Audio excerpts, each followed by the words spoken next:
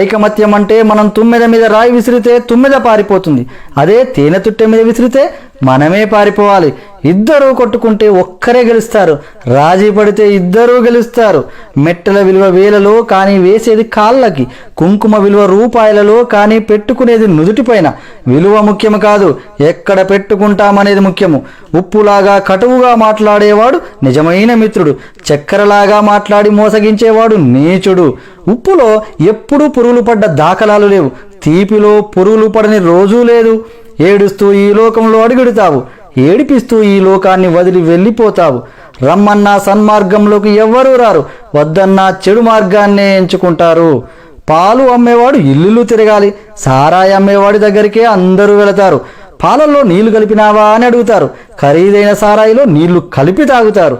పెళ్లి ఊరేగింపులో బంధుమిత్రులు ముందు, వరుడు వెనకాల. శవయాత్రలో శవము ముందు, బంధుమిత్రులు